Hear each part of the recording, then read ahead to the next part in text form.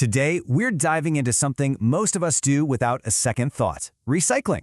We're going to peel back that friendly green label and take a hard look at the truth hiding underneath those chasing arrows. You know the drill, right? It's almost muscle memory. You see the symbol, you carefully sort your plastics, your paper, and you wheel that bin out to the curb feeling like, hey, you've done your part. It's a small act of good faith. But here's the thought that keeps me up at night. What if that feeling is the whole point? What if the entire recycling system is just a masterclass in distraction, a brilliantly designed diversion to keep us from noticing the real problem: the nonstop production of more and more plastic?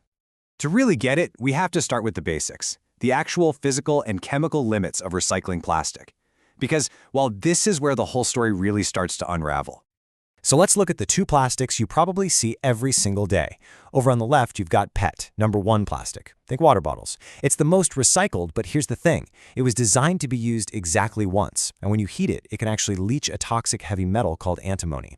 Then on the right, you have HDPE, number 2. It's sturdier stuff: milk jugs, shampoo bottles. Seems a lot better, but it's got a hard limit of its own. And that limit is 10. That's it. Even that tougher, more durable plastic can only be recycled, at most, about 10 times before the quality just degrades into nothing. It's not an infinite loop, not even close. In fact, what's happening isn't really recycling, it's called downcycling.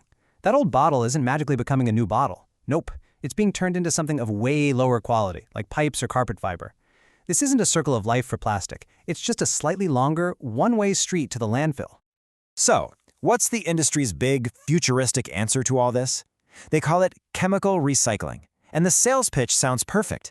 You take all the gross, contaminated plastic waste, you superheat it into an oil, and then, boom, you use that oil to make brand new, pristine plastic. What could go wrong? Well, it turns out a lot. The reality of this process is an absolute toxic nightmare. It creates a hazardous chemical soup of byproducts. We're talking dioxins, PAHs, PCBs, some of the most dangerous pollutants known to man. And the kicker? The oil it produces is so low grade that you have to dilute it with massive amounts of new fossil fuels just to make it usable. It's not a solution, it's a subsidy for the fossil fuel industry. So, if our plastic isn't really being recycled here, it begs the obvious question: where does it all actually go? And the answer reveals a pretty ugly global system. You see, wealthy European nations like Germany, Belgium, and the Netherlands have found an easy out. They just ship their problems somewhere else. They export huge quantities of their worst, most contaminated plastic waste, and countries like Turkey end up as one of the main dumping grounds, left to deal with the environmental cost of Europe's consumption. And let's be crystal clear, this is not an accident. It's not some kind of logistical oopsie. It is an intentional strategy. Contaminated waste is deliberately mislabeled as green or recyclable to get around international laws. It is a moral and legal failure, plain and simple, all designed to avoid taking any responsibility.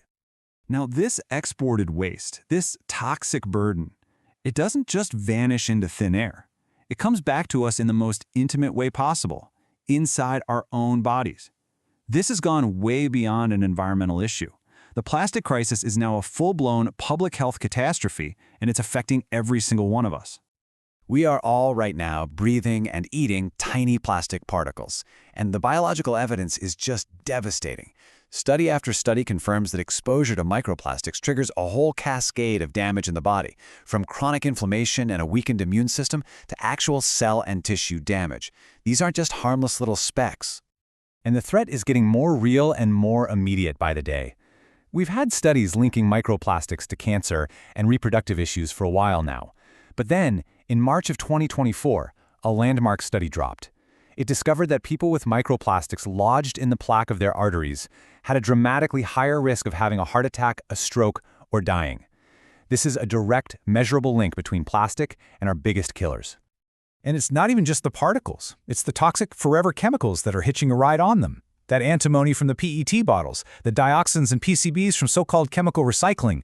All of these persistent toxins are getting into our bodies from the air and food, and they're staying there, building up over our entire lives.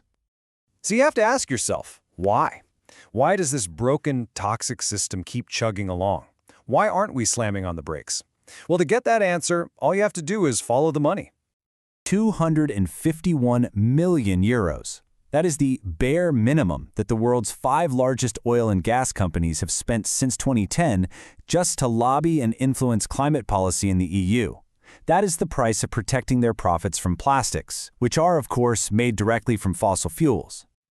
And they don't just send checks, they send an army. Right now, as we speak, those same 5 companies employ 200 lobbyists in Brussels. Their entire job, day in and day out, is to weaken regulations and kill any real climate action. And their access to power is just staggering. Since 2014, their lobbyists have held 327 high-level meetings with top officials at the European Commission. That's more than 1 meeting every single week dedicated to shaping climate and energy policy to benefit them, not us. And their playbook for the last decade has been incredibly consistent. Deny the science, delay any meaningful action, and dilute any new regulations until they're completely toothless. This is nothing less than intentional, well-funded sabotage of our future. Okay, so we've seen the lie. What does a real solution actually look like? Well, the path forward is pretty clear. It means leaving the illusion behind and moving toward real systemic change. The first steps are common sense. We have to ditch single use by requiring systems we know already work, things like refill stations and deposit return schemes that dramatically improve collection. We have to completely ban the export of plastic waste, full stop, make wealthy countries deal with their own trash, and most importantly, none of it matters unless we radically, fundamentally reduce the amount of new plastic being made in the first place. But for any of that to be possible, we have to protect our democracy from this corporate capture. That means building political firewalls. It means banning the fossil fuel industry from lobbying our decision makers.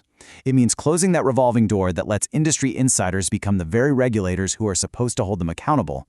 And it means immediately cutting off the billions in public subsidies that are propping up their entire toxic business model.